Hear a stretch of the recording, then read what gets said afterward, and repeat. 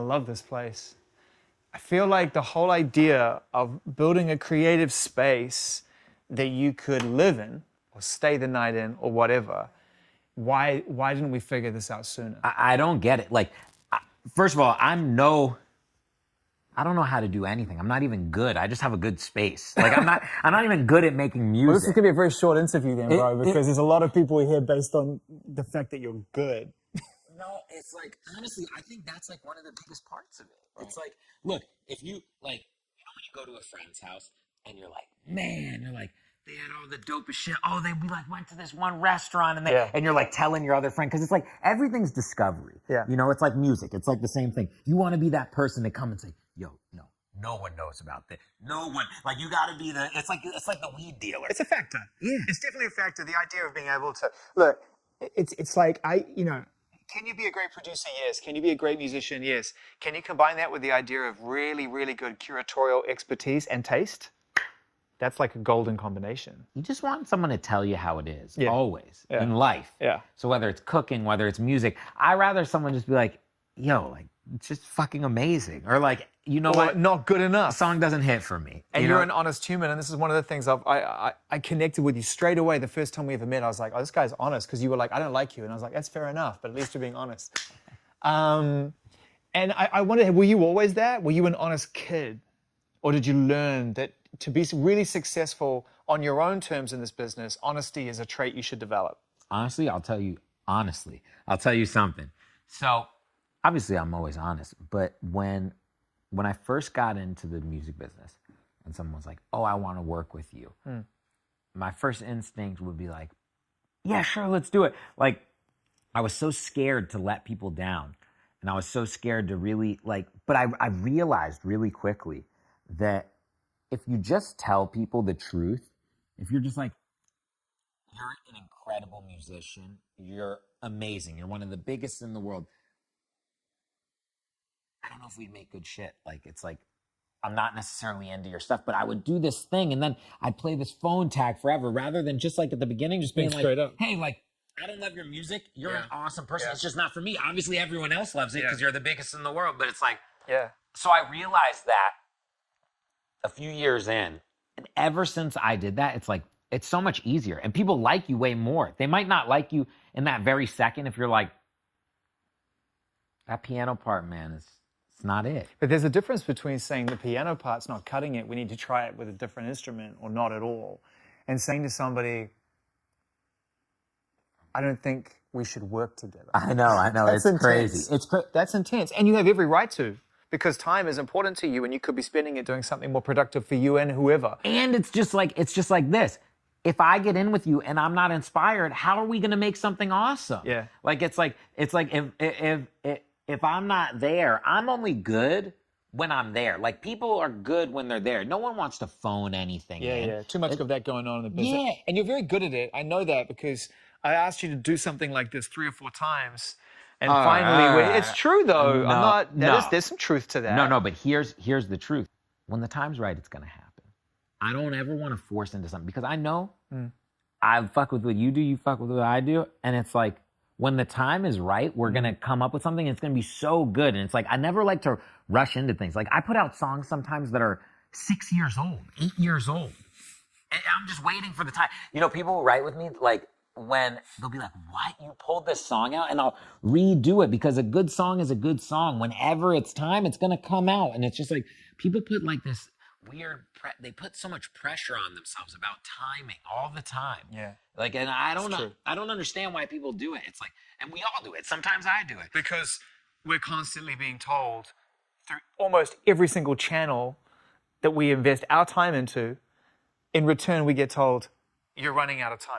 And it's always a lie. It's always a lie. Anytime someone tells Technically, it's true. No, and yeah, of course, we're all dying. But someone's always telling you this. Like, they're always saying like even with this interview, someone's going to tell us a date that's not true. Right. They're going to be like, you got to turn this in by this date. Right. That date's not true. Right. And then they're going to tell you another date, and that date's still not true. And even if that date is true, there's always time. Like, sometimes when you freak out, you ever have a little thing where you get anxious and you freak out, you're like, I'm not going to be able to finish this. I'm not going to be kidding? I had one today. I mean, almost every day. But if you step back and you're like, There's always time. There always is. There's always a second. But you're in a business that you have to sometimes work to time. I was at a record playback that 3,000 people were at in the middle of Santa Clarita, and you guys finished the project because we were waiting to hear it. So time's up. Otherwise, everyone's getting on the people carriers and going back home, and shit's gonna break loose. That's Kanye time. Time stands still for Kanye West. Right, that's true. You do whatever Kanye West says. That's true. Like there's no. In that situation, that's true because you're in his creative space. It's also like, come on, man, it's the GOAT. You gotta. I loved it. It was great watching you guys all march up the hill. You all looked exhausted though. No amount of hoodies could hide that. We're mixing down the songs. People are texting me. They're like, "Hey, we just got here." I texted you. Yeah. We're still mixing. Are you done? Are you done? We're still mixing the songs. We're mixing it. We're playing it back live. And Ye, I'm sitting with Kanye West like this since I was a kid. Since I was 14 years old, and I was going to visit my grandma in East Orange, and there was a guy selling bootleg CDs, and I got a bootleg copy of The College Dropout. My life was forever changed. Love that. Forever changed. I remember riding back on the Amtrak the whole time, listening to the whole thing. So I'm sitting there with Kanye West in the room, okay? We're playing it. This one was the Kids See Ghosts one. We're playing the shit back. Like, Reborn is playing, okay? And he plays it. He's sitting there and he's pacing. He's like sitting there. Fuck, this mic thing's falling out. He's sitting there. He's like just pacing back and forth. And then he runs up and he stops it. And he's like, let me hear that again. And we're like, fuck, because we're trying to bounce this thing live. He's like, let me hear that again. And then like they play his verse again. And then he like stops it. And then he's like, damn, I'm fucking dope. That's what he said. He literally just goes, I'm fucking dope. He goes, play it one more time. And like, we're supposed to be bouncing down the whole thing. Everyone's looking at him like he's crazy. He plays it. That's classic. He plays it again. He like, the way this man works is like, he might not say anything for the whole day. He might just be sitting there chilling. And then he'll be like, hey, you know track number 3? Okay. Take the drums off this record from 1962, pitch them up 3, and then add a reverb tail to it right now, and it'll fit right in. Then you're like, there's no way. Like, you do it, and you're like, okay, that's why Kanye West is the best of all time. Like, weren't you in a... Because I'm fascinated. For those people that don't know, this was on a disused movie set / ranch, and so there was all the original cabins, and all of the remnants of ranch life are still there, right? Yeah. And so we're all there. It's dusty. It's getting late. They've lit it beautifully. The whole thing feels super apocalyptic. And I think it was JJ said to me, man, I think they're literally in that cabin. Like, could you hear? Were you tucked away, far away, or could you hear that people were arriving to add to the tension of having to finish this shit? No, we weren't even there. We were making the songs completely. This is what's so great about this is everyone was like, they're in that cabin right there. Like, there is no cabin. We're driving, he's recording vocals through an iPhone to put onto it, getting mixed back at the thing to be sent to us. I'm standing next to Kanye West. Like, it's like life, like every day of my life is a moment where I'm just like, I can't believe this is my fucking life. Like, you're sitting there, you're with Kanye West, and you're like listening back to the music that you guys just made. Yeah, it's gonna live forever. So many times in my life, like there were these moments where I was like gonna meet Kanye. My first album I ever did, he was doing Graduation. We were right next, we passed in the hallways all the time. I would say hello, but I didn't want to say too much because I knew at the right time. Yeah. And the person who actually introduced us together and got us working together was Francis and the Lights. So it's like, you never know. People always will be like, I make records sometimes with like Katy Perry, and then I make records with Francis and the Lights. And with the Francis album, I did that album for free because I thought it was incredible. He moved into my house. He was one of my favorite artists I ever seen. And because you do things because you feel and because of the art and because you're doing it for culture, doing that got me in with some of my favorite artists in the world because people respected the music that I was doing with Francis. It's like, I got to work with Bon Iver because of Francis. I got to work with Kanye West because of Francis. The Weeknd hit me up because of Francis. So the question is, like, for you as an aspiring creative who recognizes that you want to spend your life around artists making music, maybe be an artist, maybe be a producer, but you want to be in that space. you got to start somewhere, right? And you can't just go in and start with Francis at the Lights. Maybe you could now with like one shot, but back then there was a certain way that you would get in. Yeah. And you got in through, some of the most successful pop powerhouse production crews ever. You got straight in there. How does that happen? Like, how do you find yourself in a room with Max Martin? Like, how does that happen? So basically the first thing, but it is the same way that I popped off.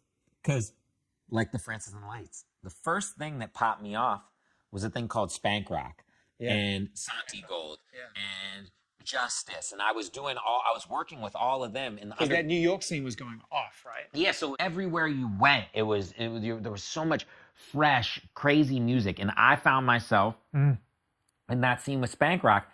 And people started listening to that.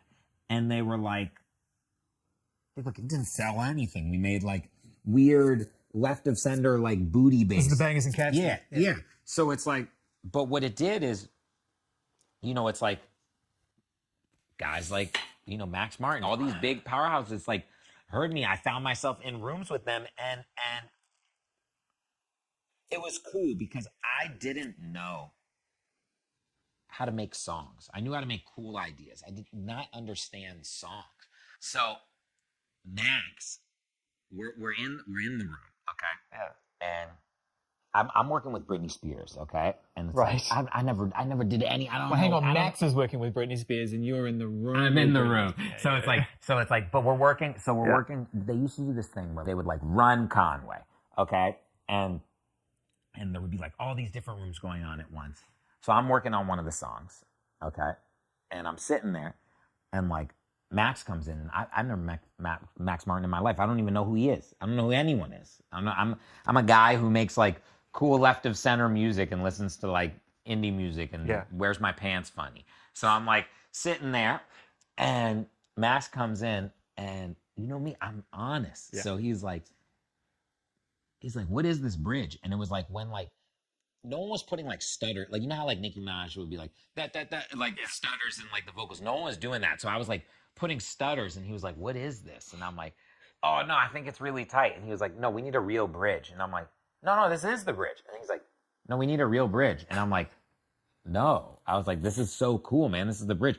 And like there was like a standoff, and then he like got upset with me, and and Max is sitting there looking at me, and he's like, "Where were you in 2003? And I was like, in Virginia? He was like, "You know where I was?" And I was like, "Where?" He's like, "I was on stage accepting the Songwriter of the Year award." But that's how you know you're right. Yeah. That's how you know you're right.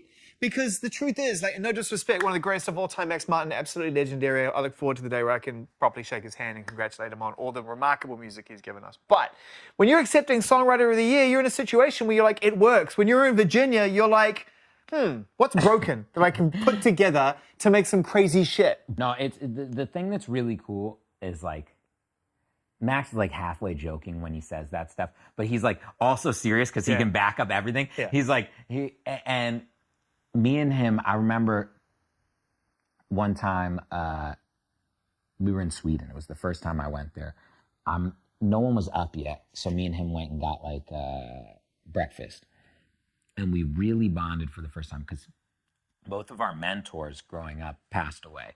His mentor was Dennis Pop, mine was Disco D at the time, and both of them had passed away. And I remember that was like the first time where like he like looked at, I think he kind of looked at me like a little shit like in the beginning because he didn't know me. Yeah. Like everyone looked at me like that. And we like really connected there, and like working with those guys, man, I learned so much shit. There's so much shit you do just sitting there, just watching them that like they don't even say. That's just like, oh yeah. And it seems so simple. It's like, oh, of course you should like add 16th notes in a chorus or something to give it more movement. And there should be like, you should be able to tell it's the chorus. So adding something at the beginning of the chorus, like just so many little things that like you see them do constantly. And I'm like, okay, take that. No, but why Sweden? I have to ask. You spent time with them all. Why? What is it about this culture of music that comes? Why Virginia? The same shit. I think it's, you know why? Same question. Yeah. Do you know what I think it is? Here's what I think it is. There's not a lot of shit to do in either one of them.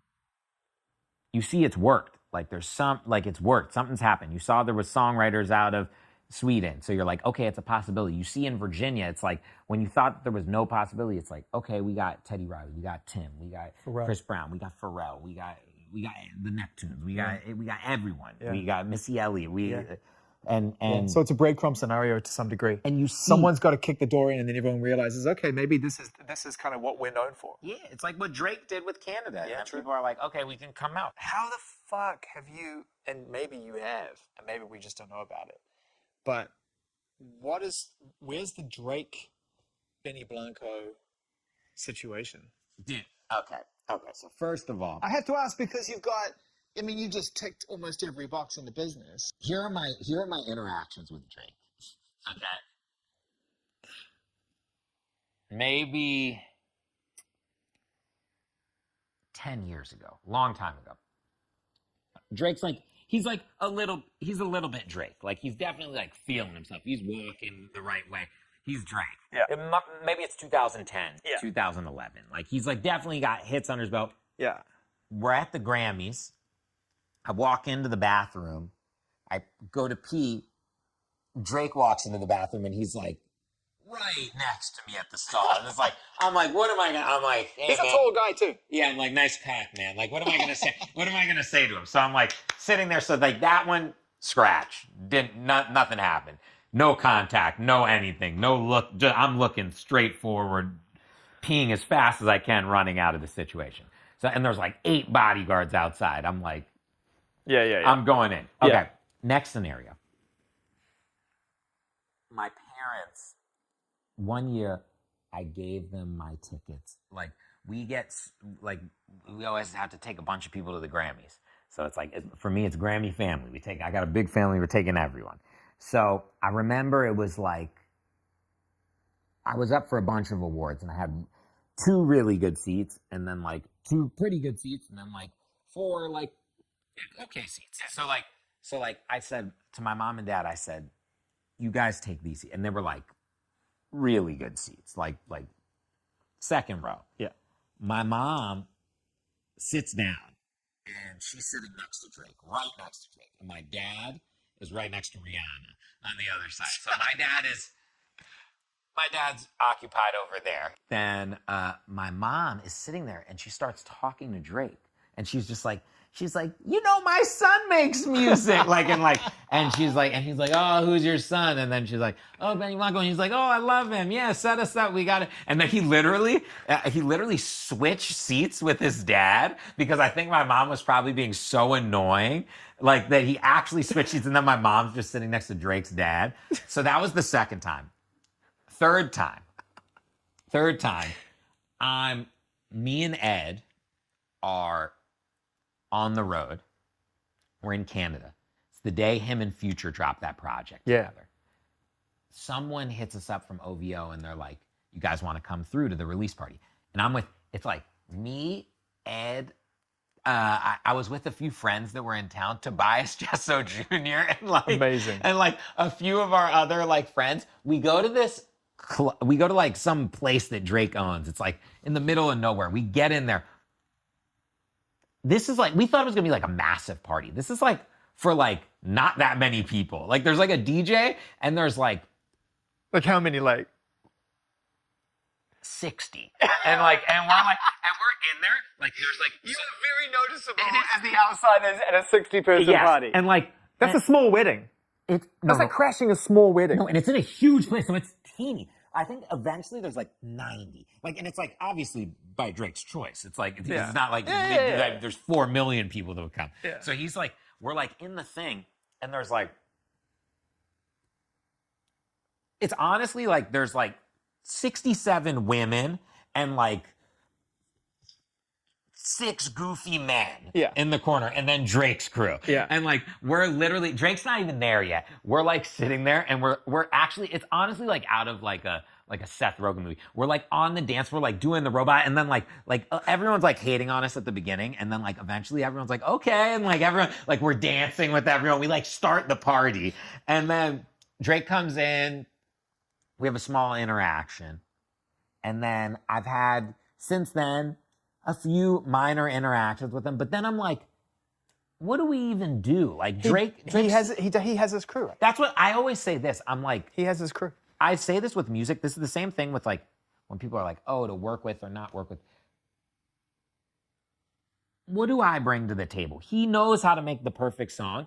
And also it's like, Really? Because that's what I was going to say. When you say, what do I bring to the table? That's a fair assessment when he has Noah and he has his crew and Boy Wonder in that. But equally, what does he bring to the table of a Benny Blanco project now? Because you do have this expressive lane to make music under your own name. I would definitely work with him to put a song out for me. Right. But I don't know if that's happening. He's Drake. He knows, he knows exactly what he's like one of those perfect artists. He knows exactly when it's time to drop, exactly what the marketing's going to be, exactly how much he's just going to sprinkle onto you. He knows exactly which new artist is the one he should be working with. He knows all the things. He's just surrounded by great people. Yeah. That's one of the things that I think people recognize now is that aside from his own instinct, he has great instinct with his team. Yeah. And, he just keeps his crew super tight and everyone brings this kind of essential taste to it. Of course. Like what Oliver does within that camp is so essential. Dude, all of them, like, for me, and it's just like, musically, it's like, that's one of the reasons I started being an artist. It's just like, I want to do things that are keeping it exciting and super fresh for me. And it's like, I made songs for so many years for other people, and it's like, how many times can you make a song? Yeah. You know what I mean? Well, I'm glad you said that because that was definitely somewhere I was going to go at some point, which was like the idea of creative fatigue, which seems strange to people when they're aspiring to get into a position like you're in, where the door opens every day and someone exciting walks in. But you're right. When there's an expectation around what you're going to do together, which is within a construct of success. So it's different with Francis and the Lights because you just want to make music that moves you. Yes. But when someone comes in on Wednesday and they're like, I need that Benny Blanco heat. Like, I need to get in the Billboard Hot 100. I need to get that heat. You got the hits. You know how to make the hits. You learn from the best, and now you're the best. I want the hits. Give me the hits. And then you're immediately compromised, right? You just are by the very nature of what the ambition is. It's not about what's great. It's about what's great and what's going to work. Yeah, I don't make music like that. For me, it's like, but other people want you to. Sure. Of course. But I don't work with people. I work with people who can do all that on their own for the most part. Like, it's like, especially like now for me, it's like, I just want to work with someone who, when I'm in the room with, like, there's certain people I get in the room with, like, because I'm a fan at the end of the day. If I get in the room, that's the number one thing. And I see someone do something great, like, bro, I don't care how many fucking people you interview. Like, some of the people you get in the fucking room with, you're like, this is the dopest thing in the world. I don't care how cool you are. I don't care what it is. And you could lie to yourself or to other people, and I could do the same thing. But it's like, dude, we're fans of music. So it's like, if I'm in and Justin Bieber sings something really fucking tight, I'm like, damn. If fucking Ed Sheeran picks up a guitar and plays something, I'm like, holy shit. If Kanye West is sitting there and he opens up a fucking ASR 10 and starts playing samples and whiling out, I'm going insane. So when you're in your car or 6 months later, because you have to let it go and then it goes into the machine and the machine then does the pictures and the pictures go out into the product and the product goes in the streaming service and blah, blah. And then you're hearing Teenage Dream or you're hearing I Kissed a Girl or you're hearing moves like Jagger for the first time on the radio. Are you like, Bro, I am a fucking kid. Anytime, if I'm alone, anytime I hear one of my songs on the radio, it's like the first time I'm like, I still get the heart putter, like the everything. And I'm like, oh my fucking God. If I'm with another human being, turn the fucking channel. Yeah. But like if I'm by myself and I'm like sitting there and it's like, dude, it's the biggest rush. I'm driving by and I see a girl singing at the top of her lungs with her sister or brother to one of my songs. Like those are the moments. What song was that? When did that happen? Because I know it did. All the time. All the time. Yeah. And it's like, or like I'm at a concert and I see someone singing the song and I look around and I'm watching everyone. Sometimes I start crying. Like, it's like so cool to like, it's just like such a, I never take this shit for granted, man. Yeah. It's like, it's better than any drug in the world. There's nothing fucking better. I never tried heroin, but I'm telling you, writing the best song is fucking better than heroin. And you get to go home. That's the mad thing, is that you get to like indulge in the creative experience and be a part of that. But then you go home and no one bugs you. No. And then you have to go back the next day and this is, I'm sure, a language that you become very fluent in, which is the ability to be able to create in a space with artists when they're compromised. their energy is compromised. Because to your point, it's not just about making music. If it was that simple, great. But there's so much shit going on when they leave that room, right? Of course. And it's like, when I get in with the artist, first of all, I'm also like, why the fuck did I decide to be an artist now? I made it this long without anyone noticing what the fuck's wrong with me. Yeah. Say I get in the room with, any artist, doesn't matter. Put an artist, Bruno Mars, whatever it is. It's like, hey, how you doing? The artist is gonna be like, oh, I'm good. Like anyone says. And then I have to be like, oh, how are you really doing? And then they're like, oh, we're this and that. And then it's like, we gotta get to a place, because this is a safe place. When someone comes in here, there's no cameras, there's no this. No one gives a shit. They can be themselves, man. I've had people cry, I've had people get angry, I've had people leave, I've had people, have to go talk to their therapist because they realized something when we were in the room. I've also had people who fucking come in and turn up and we make a song in 15 minutes, And it's like, it's a different feeling every time, and you never know what's gonna happen when you're in this room. And it's like, sometimes I don't make music. Sometimes you hang out with someone. Take Phineas, for example. When we did, we did Lonely, okay? Me and Phineas worked very early on in him and Billy's career. I worked with him and Billy when Billy was probably like 13, 14, maybe 14. You must be one of only 2 or 3 other people she's ever worked with. It's really weird. Yeah, I don't think she's been in the studio with a lot of people. Yeah. No, that's like 2 or 3. She Really? told me, yeah. Yeah, it was like Tyler, the Creator, I guess me, and then like maybe, I guess she doesn't. Yeah, but she came in the studio right here. Worked for like 4 or 5 days. We made some music. I went to all her, like, I've been a Billy fan since the beginning. I went to all her first shows, everything. I was at the one where there was like 100 people or less. Wait. So hang on. So you made some music, and this is something that I know everyone who's watching this will want to know. And I don't want you to look for it, but you have that music. That music has to go somewhere. It has to live somewhere. I have a lot of music. But that's what I mean. I have a lot of But music. that's my point. But that's my point. That's the thing. Who knows? Maybe in 6 years I'll do something. It wasn't time. It's not time. Do you listen to it? I know. Do you sometimes sit my here recall? No, my recall is like this. I have all the songs in my head. Thousands. Wow. They come up when it's time.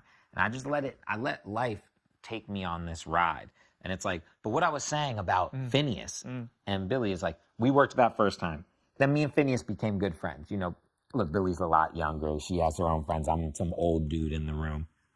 We're cool. It's like, but me and Finn became like good friends, okay? And we would get in the studio and not do anything. We'd get in, we'd talk for 4 hours. He'd ask me a bunch of questions about old songs I did. I talked to him about stuff. This was right when like Billy's starting to blow up, and I'm like, hey, how you feeling? What's going on? And then his whole life changes. Her whole life changes. It's massive. It's crazy. Over like 2 years. Yeah. It's insane. So we keep getting in the studio, never make a song. But I don't press it. It's not how it is. Then we finally get in the studio one day, we're like, let's make some shit for Justin. We're right here. He's right there. I'm right here. He's right there at the time. And then we like finish the song, and I'm like, Finn, I want that ballad. We need to do that. I want that ballad. I want to get the feeling. He's the best in the world at writing. I want that when the party's over. I want to cry. So he's like, you want the ballad? And I'm like, yeah. And so he sits down at that piano right there, Wurlitzer, and he's sitting there. I'm right there. We're talking. We're saying like, what should we do it about? And then 30 minutes later, we got the song. So it's like Lonely. Yeah. So it's like I'm just sitting here waiting for that magic to hit. Whenever it is, and I'm sitting here in life waiting for it to hit, and I'm not gonna press it, because when you press it, you make dog shit. You don't make good music. Whenever there's too much pressure in the studio, and it's like, we gotta make a hit today, we gotta do that. It's like, I've never said the word. I've never been like, we gotta make a hit today. Like, why would you do that? I want to be like, we gotta eat some good food today, fart and smoke some pot, and like, maybe we'll make a mediocre song. Like, I wanna over deliver. There's method to this. Like, all the farting and the pot and the good food, which is all facts, aside, there's method to this, right? There's two words that ultimately I think matter at the end of everyone's journey, which is let go. We have to try and figure out how to do that in life more. Because at the end, that's what you'll be forced to do, is to let go, right? You can't hold on anymore. And that's the crazy thing about it. That's the yin and the yang. Thinking about that song, Lonely, it was an interesting time because that song came out not long after I'd had this conversation with Justin at the beginning of last year, which was kind of an impactful conversation where he was very transparent and honest and really just kind of laid it out for everyone to not just hear but see, and it was really written all over him. Then Lonely comes out and it's like, okay, cool, I have a song that represents that experience, and it felt like in a weird way it was a ribbon on the end of that era because ever since then it feels like Justin's light on his feet. And I sort of wonder whether that song represented to you the same thing. Like it was like, oh, cool, okay, now the world knows he can be really honest through music. Now he can go about being in his 2.0, his 3.0. Of course. And Justin was just like, but again, it's all timing. He met the right girl.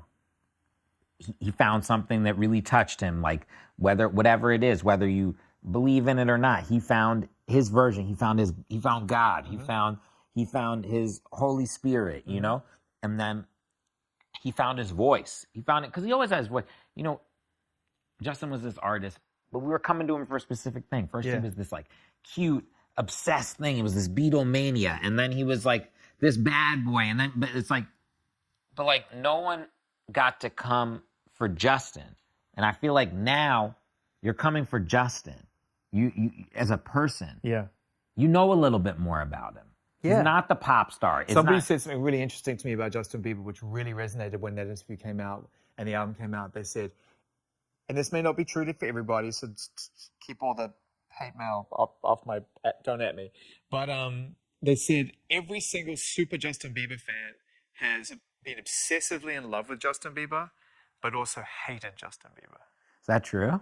I don't know. That's what they said. And I thought it was a really interesting approach, which is, you know, he's experienced both, even from the people that are his fans. Like, we've all gone, oh, why are you behaving that way? Like, what the fuck's wrong with you? Like, that's the point. We've loved his music. We've also hated, he's also been on the receiving end of both sides. Yeah, he's a human fucking being. Like, this is the thing that's like so crazy to me. It's like, okay, Zane, if you do something stupid, like your wife might be like, you're a fucking idiot. Or your friends might be like, man, I'm disappointed in you. If you do something stupid, it's not on CNN the next day. Unless you murder someone. You know? And it's like we put all these artists, like, and it's like, for me, like, becoming an artist, I thought I always could relate to artists. And I did pretty good. But once you're that fucking artist, man, it is so different. Like, me becoming an artist and like knowing what goes into it and stuff, it's a different So why did you do it? You said you wanted to have more of a opportunity to create on your own terms and not be tied into that session after session. I get that. But having seen what Britney went through all the way through to Justin and everyone in between, you still decided to take the blue pill. I'll tell you exactly why. There's an exact point. I'm sitting backstage. I'm with Ed. Yeah. We're on a tour, okay? Defiant Ones just came out. Okay? We're watching it. We watch all of them in one day. We're sitting backstage watching it. And he stands up and he goes, what the fuck are we doing with our lives? We're not doing enough. That's Ed Sheeran for you. That's Ed. To be clear, we all did that after watching the Defiant Ones. Yeah. That's Ed Sheeran, though, for you, too. And he goes, what are we doing with ourselves? And I'm like, sitting there, and then he's like, all right, literally it was like out of a movie. He was like, they were like, 5 minutes, and then he was like, all right, I gotta go. And he played a sold-out arena. A sold-out stadium of 70,000 people, okay? And then I'm sitting backstage, and I have this, there's actually a picture from it. I have a giant teddy bear. I'm like hugging this teddy bear, and I'm like, what the fuck are we doing with our lives? And I'm sitting there, and I'm walking around backstage. I just watched it, and I'm like, and I have a label at the time. I'm like, you know, I have artists signed to me. I have ones that have become successful, ones that haven't. I'm figuring out how it works at the time. And that's how I'm always figuring out how it works. I don't know. I just step into shit and just pray it all works. So I'm sitting there and I'm like, you know, it's like when you write a song for someone, or you write a song with someone, let's say I do a song with Katy Perry, okay? After the song is done, we don't have any say. It's over.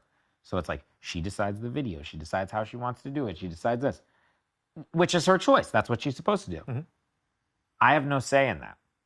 And then I was sitting there and I was like, okay, I think I can make a song. Okay, I think I can make a song one. I think I can make a cool video. I think I know like what I want to see. And I think I could come up with some cool marketing. And I was like, so why don't I, like, what am I waiting for? Like we're all gonna die. Like, what the fuck am I waiting for? Why don't I try? I remember I came up with the idea. The next day, me and Ed started a demo in Philadelphia. We write the East Side demo. And I remember I'm talking to him like a day later. I'm like so scared to ask him. I'm like, dude, I think I want to like become an artist and I think I want to use this as one of my first songs. And I was like, I thought he was gonna be like, all right, dude, just like shut up. We're putting this on my album. And then he was like, oh, that's cool. He was like, yeah, we should do that. He was like, I can't believe you haven't done it already. You have so many friends and stuff who do songs and stuff. And then I was like, fuck. I was kind of hoping he said no, but he was like, yeah, let's do it. So then I go on this journey, have no idea that I knew I'd have a big song, but I just didn't know it was like East Side's not like the song you listen to right away and you're like, oh yeah, for sure. Like Maybe not you, which is ironic. Yeah. Because I think everybody else did. The first time I heard it, I was like, well, this is going to go well. I mean, because it's a really charming record. I know charming is a word that gets kicked around and sometimes people like charming. But it is. It's like the performance is incredibly charming. The narrative is really charming. And the two artists that you got to work on, the performance is like perfect in the pocket and the narrative story is great. You knew better than me. And I sat there and I was like, damn, okay, I guess this worked. And then like, so now I'm like, this thing that I wanted to fulfill me is actually fulfilling me and I'm having fun. And I feel like it's like, I feel like I'm 18 again and I'm making music like, and not even thinking about anything else. It's just cool that, Ed helped you get to that point because I feel like you two discovered each other at a really crucial moment. We all knew that Ed was successful songwriters and had a career laid out in front of him. But I feel like when you came in, you leaned into his rhythmic side in a big way. And he got Don't real quick. And then you guys became this whole other thing with Love Yourself. That was the day of the Drake thing. That was after the whole thing, before we were wasted. And we're sitting there and we're like... on the bus after the thing. Yeah. And we were Same night. Yeah, we were like, should we write a song? And because basically how it works is if you're going on if you're in Canada and you're going back to the US, there's like a 2-hour window before you get from Toronto where you get stopped and you have to get out and do the visa stuff and all that. So we were like, man, should we go to sleep because we'll be hungover? Should we just stay up and do it? And we're like, fuck, let's just stay up and make a song. We make the song. We didn't even know. Like we played it for everyone and everyone was like, yeah, it's okay. Like we played it, and we were like, oh, okay. I guess it's okay. Like we were, and then like didn't think about it for a while, and then we were like, maybe Justin could sing this, and it could be good. And that's it. And then he sang it. And then yeah. Fuck, man. It's like honestly, it's like, dude, a lot of times that's happened to me. I have not picked the song a few times. Like I remember, and I know everyone's gonna look at me like I'm crazy in this thing, but when we did Diamonds, same thing. Rihanna, Diamonds, the best song. Everyone tells me, they're like, man, that's like the best song you've ever been a part of. Didn't know. Okay, we made that beat. Okay. Made the beat with Stargate. Yeah. Okay. Amazing producers. Incredible. We wanted Kanye. We wanted it to be a Kanye song or a Lana Del Rey song. I remember it first. And we were like, okay, yeah, cool. Let's do that. And then I remember Sia, just writing, Sia being Sia, she can write like 700 songs in 1 second. And this was before Uber. And she was like, I just called the car. It says it's going to be 15 minutes. Pull up a beat. She didn't. Come on, man. Song. She didn't write that while the car was on the way. Melody, lyrics, everything. Done. Okay. Then we're listening to it a few days later, and Stargate's like, "Yo, we're giving this song to Rihanna. It's gonna go." And I was like, "I don't know, man. Why don't we?" I was like, should we keep the beat for Kanye?" And I was like, "I don't know about it. I don't know if it's like I don't know." And then I remember at the same time, I had given a beat CD like a month earlier to Paul Rosenberg to give to Eminem, and apparently Eminem had done a song to it too. To Diamonds. And I didn't even know.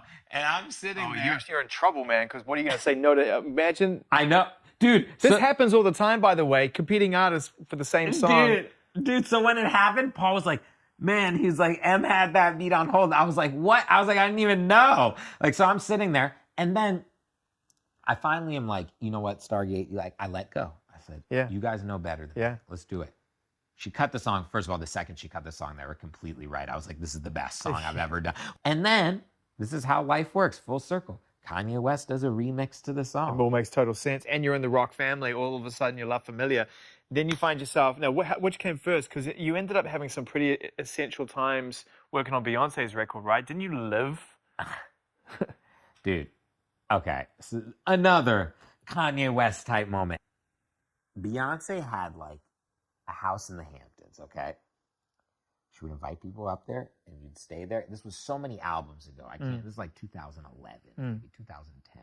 So it's Around the Throne. Yeah. Throne-esque. Yeah, I can't remember. This is the album she had that had XO on. Yeah. So, like, you're sitting there and it's Jay-Z and Beyonce and you're playing like Would You Rather, asking Beyonce if she'd rather have constipation or diarrhea for her life. And you're like sitting there asking like Jay-Z if he likes girls, like the show Girls. Yeah. Like one night we're chilling, like, and it's like I'm probably not gonna, this will probably get ripped down off the internet. I'm probably not supposed to say anything. There's probably gonna be like a sniper who's gonna like shoot me through this window right now. But like you're sitting there and Beyonce's like, "Let's have a beat battle." I'm sitting there. It's like me, Hit Boy, a few other guys. We're like playing beats back and forth. And like, I'm playing beats and like Jay-Z's there. And we're just like drinking, chilling. And like, he like comes up to me. He's like freestyling in my ear. And I'm like, Jay-Z is sitting here getting drunk with me while Beyonce is like singing little riffs. And he's freestyling in my ear. And we're about to all go in like the pool after. And like, it's like, it's these moments I'm like, how is this my life? End of the night one night. This is the craziest story. We're sitting there. It's the end of the night. Everyone, it's like the third night I'm there, okay? Okay, everyone's drunk. We're having fun. It's the best time ever. We're saying goodnight, okay? Yeah. And it's at that point where I'm like, okay, like I haven't yet. I'm like, do I hug Beyonce? Like, it's like, are you at like, what's the protocol? Yeah, what's the like, protocol? What do you do? It's like beyond, like, are you just like, bye? Like, you know, for the first like night or so, it's like, we're not close yet. And so I'm like, hey, bye, like at the end of the night. But it's like, we're all getting to know each other. And it's like, you know, normally in that time, I'd be, hey, great to hang. Like, so I'm like, do I go in for the hug? How you're like a little. I've been thinking everything. Yeah, dude, okay, you're with Jay-Z and Beyonce. You're at their house. They're in like shorts and a t-shirt. And you're sitting there. And I remember I go in for the hug, okay? And then I'm like, oh, I'm going to like kiss her on the cheek. That's like what you do. No. Yeah, you do. Everyone does that. Like if I see someone, I'm very European. Like you go. It's not an excuse anymore. No, you go in and you do that. This is years ago. I was European.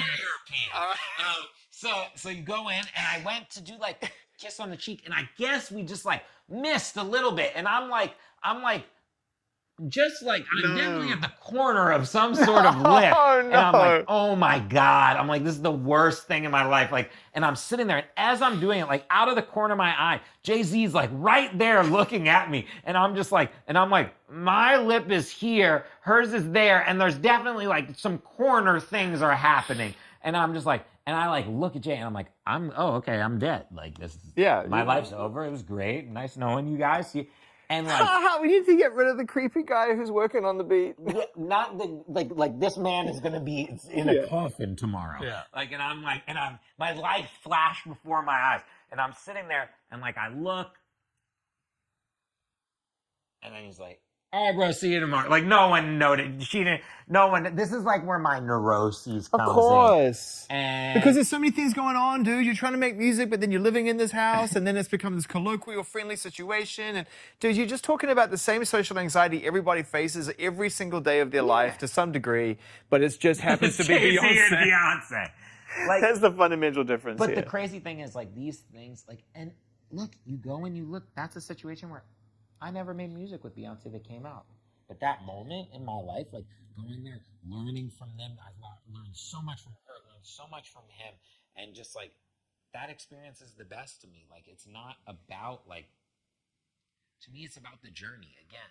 It's just about, like, I don't give a fuck what happens. I don't, like, Yeah. I just got to have a coolest 2 months of my life, you know? You talked about how hard it is for artists to exist within the construct of success based on really what was driving the ambition in the first place, which wasn't that probably. It's probably just a desire to actually find a means of expression. And we keep losing these artists, man. Like, and I think about Avicii, and I think about Juice, and I think about, even Six Dogs, and I think about people that, you've collaborated. Sophie. Absolutely, 100%. And I just feel like losing these artists, but for me, it's like someone like Avicii, like it hits so hard because all the signs are kind of there. Do you know what I mean? Mm-hmm.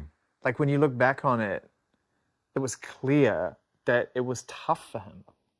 It's hard, man. It's I know a lot of, personal, my family, it's like I got a lot of people in my family struggle with drug addiction, struggle with mental illness, and it's like, it's hard to see like a friend of yours going through something. It's hard to lose a friend. Like I'm sure everyone has. I'm sure you've lost someone dear to you, and it's like, and then it's crazy when also that person is dear to so many people that they've never even met. Yeah.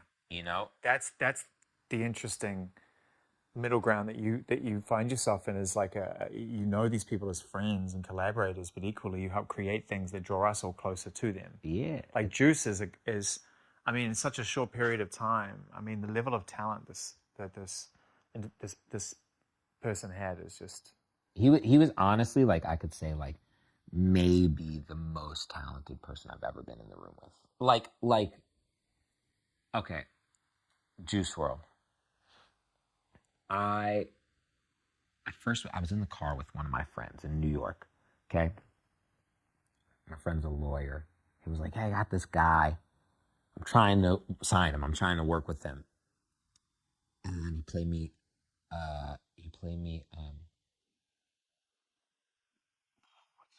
think he played me Robbery.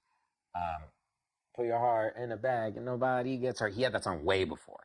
So, play me that. And I was like, yo, who the fuck is this kid? He's like, I don't know. I think his name's like Juice something or something. Like, I'm like looking all over the internet, and I'm like, is this him? And I'm like, and finally we find his Instagram at the time. Okay, he must have like 8,000 followers or something. Hit him up. Writes me back. I say, yo, we gotta get in the studio. He says, I'm coming to LA next week. We get in the studio for the first time. No label, no anything. Everyone's trying to sign him. Labels are showing up with cars. People are showing every single person. People know. Yeah. Because he's starting to get buzz. Yeah. We get in. He sits down. He hadn't really been in studios like that and hadn't worked with a lot of people yet. Because I was one of the first that he worked with. He started working with people at that trip and trip after. Yeah. But he was like when he walked in the studio, it was like, whoa. Like it's like it's like he was just stoked. Like he was in like a big studio. And I remember we were sitting there and he's like, play a beat.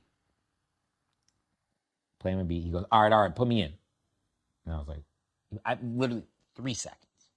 He goes in, and the first song we did was a song called Real Shit that I put out. Okay. He goes, and the second song we did was Roses. Okay. He goes into the booth, and I swear, a lot of people say shit like this. Goes into the booth, freestyles an entire song, verse, chorus, melody, lyrics, And not like day, hey, bay. That he's like saying shit that's layers. real. He's layered. That's real. Says play it again, does it 2 more times, and then says pick the best song. Like he's like, I'll show you. Okay, this is one guys that I mean, first of all, the performance in itself, even if he went and just mumbled that shit, the vocal, getting his vocal performance in one take like that without having to do it again. But to be able to like put a narrative that would speak to so many people and be so authentically himself and not try to pretend to be anything that he's not. And anytime we got in, it was the best time. Yeah. The best time. He's the funniest dude in the world. Like whether we're working at his house and he's just one of those dudes who's like also knows about every music. He'll just be like, oh, I love like Panic at the Disco, and like, oh, I love like this unreleased Future shit. Like he knows everything. Yeah. Panic at the Disco, Paramore, like these Blanco, like these bands, man, they really resonated with a certain type of artist who was searching for melody to connect that melody with what they're going through now, right? Yeah. Like, okay, cool, I can apply that to this. Oh, it's like you probably ask Uzi, who's your favorite artist? I'd probably say Paramore. I asked Uzi, who's your inspiration? And he said, my vocal inspiration is Hayley Williams. Yeah, exactly. Yeah. It's like, and because of like music and how the internet was, you're getting these amazing artists that are these very interesting, different, like science experiments of everything that we love. And I hate it when people talk about genres, because I just like music that makes me feel, and it's good music. And it's like, you know, you look at someone like Uzi, you look at someone like Juice WRLD, and it's like they're these artists that are just like they're chameleons. They can do anything they want. You said before something which I thought was really great, because when I talked to Rick Rubin a few years back, which was a great moment for me, and the one big takeaway from that sort of day I spent in Shangri-La, first time I ever went to Shangri-La, was he's just the ultimate fan. Like, he's the ultimate music fan. And every decision he makes sort of seems to come from this space of like, I just want to be around the best music that I can fan out to.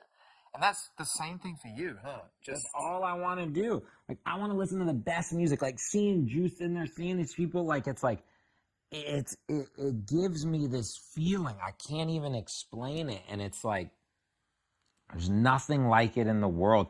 And it still happens to me every fucking time. Every fucking time. Like, and it's like, you're sitting there and it's just, and when that magic moment clicks in a song, it's like the best feeling. It's like, you get this like feeling in your heart that feels like you're kind of getting run over you're about to get run over by a car. So you're like trying to jet out of the way, and you get these butterflies in your stomach. And like, that shit, when that shit stops happening, then I'll stop making music. But that shit happens for me. And it's like, man, it's like, it's the ultimate bliss. It's like, when I'm sad, I make music because I can get that feeling. If I'm happy, I make music. So it is directly connected to your equilibrium, to your need to stay balanced. I do a lot of walking. I do a lot of cooking. Like, that's what it's about, man. We gotta live. It's like, you know, you look at people like Six Dogs. You look at people like Juice WRLD. You look at people like Sophie. It's a like, gift, man. You gotta really grab it. You never know. You never know. You could be gone tomorrow, and it's like, what the fuck did you do today? What'd you do today? Like, what? Like, it's like, if there's something you want to do it today. What are you waiting for? Yeah. So what's motivating you right now?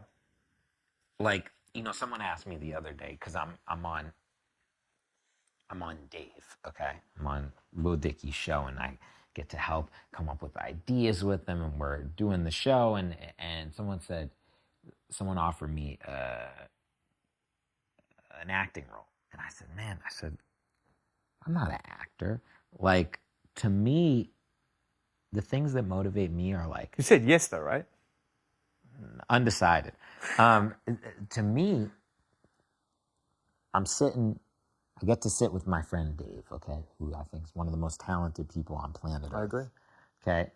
And I get to watch him change the world with both music and now a television show, and knowing that that's what he wanted to do the whole time, and like, music was just a means to the television show, which is just a means to the next thing he's gonna do, and watching someone like do their dreams, getting to be a part of it, And like, do I want to be an actor? No. Do I want to be there by his side acting with him and laughing my fucking ass off and getting to sit in his trailer at lunch and in our underwear and like make jokes and smoke a joint and like eat funny food and like talk? Yeah, that's what it's like. Life is about those experiences. And it's like what we were saying, it's about being able to be 60 years old and say, yo, you remember that one time when we were doing, or like if I'm never gonna run out of stories if I'm sitting with random people in a cafe or something. Yesterday we're filming and it was hailing actually outside and we were filming and I'm just like, shit, like this is a cool another chapter in my life. You know, so it's like, those are the things that are inspiring me right now. I always liked cooking. Why not have a cooking show with a friend of mine? Like, why not do these things that when you say them in your head, like when you're high or something, they make you laugh and you're like, oh, I'll never do that. Why not?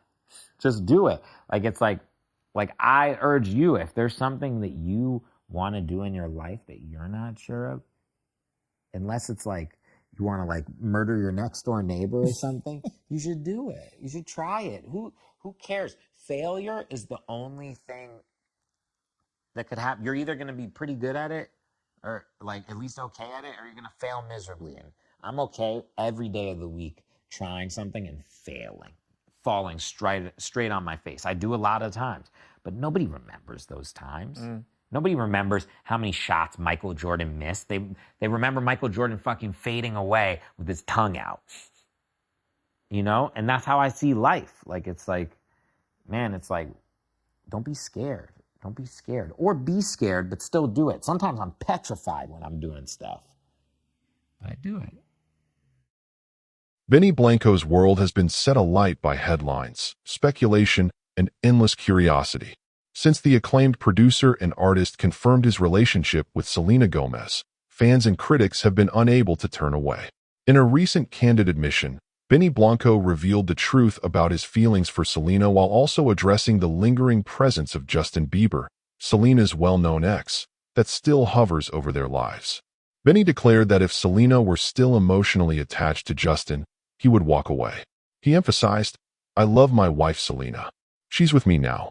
This statement sent shockwaves rippling through the entertainment industry.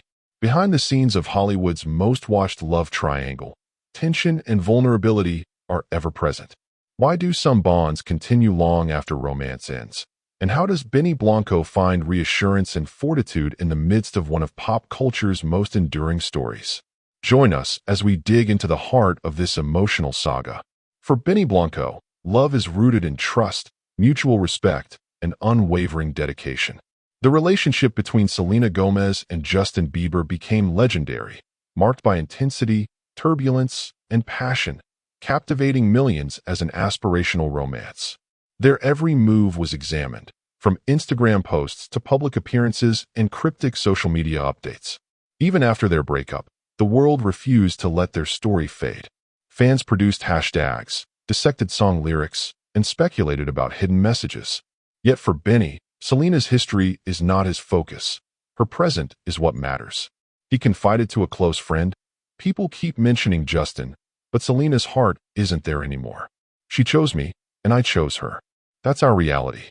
Benny clarified that if Selena had any emotional ties left with Justin, he wouldn't hesitate to end things. Subscribe for more exclusive updates on their journey. With years of experience navigating the music world, Benny Blanco is no stranger to the blurred lines between the personal and professional. He's worked closely with both Selena and Justin, creating chart-topping hits that helped define an era of pop culture. He understands the distortions of fame and the challenges it brings. For Benny, trust is paramount. "I love my wife Selena. Our relationship is founded on trust. We communicate openly about everything. There are no secrets." Benny said that if Selena ever needed closure with Justin, or if there were unresolved issues, they would talk about it, but that's not the case. His honesty comes as a breath of fresh air in an industry where narratives are often spun for effect. Benny wants the world to understand that Selena's past shaped her, but it does not control their relationship. He respects her history, but refuses to let it overshadow their present. Selena Gomez, accustomed to living under the relentless glare of the spotlight, has endured countless rumors, heartbreaks, and reinventions. She's spoken openly in interviews about the difficulties of moving forward from a public relationship. Selena once remarked, "You never really escape your past when the world has watched it all happen, but you can decide where to focus your energy." Those close to Selena reveal that her connection with Benny is built on authenticity. "Selena is happy," a friend commented. "She feels safe with Benny. He makes her laugh, cheers her on, and allows her to be herself. That's all she ever wanted." When it comes to persistent rumors about Justin, Selena's approach is simple. She doesn't respond. "People will talk if they want to," she said. "What matters is how I feel, not the stories others create." Subscribe now for more real stories straight from Hollywood's heart. Why do the stories about Selena and Justin refuse to die? Perhaps it's because, for many fans, their young love symbolized hope, heartbreak, and the messiness of growing up. But as Benny Blanco demonstrates, the past doesn't have to dictate the future. "What I have with Selena is real," Benny shared. "We're building something together, something just for us. People can say whatever they want. At the end of the day, she comes home to me, and that's what counts." He added, "If something ever felt wrong, if she wasn't fully present, I'd step aside. I love her enough to want her happiness, even if it meant letting her go." But that isn't our story. Our story is about now. Benny's heartfelt reflections offer a lesson in trust and presence for anyone paying attention. For Selena, the past may always be a part of who she is. But with Benny, she's creating a new chapter full of honesty, support, and laughter. As the world watches their journey, one thing stands out. Their love is genuine, and it's worth rooting for. Benny Blanco assures everyone, "It would be over if the past stood in the way." But it's not. "I love my wife Selena. She is my present and my future." Remember to subscribe for more inside looks at your favorite stars and couples.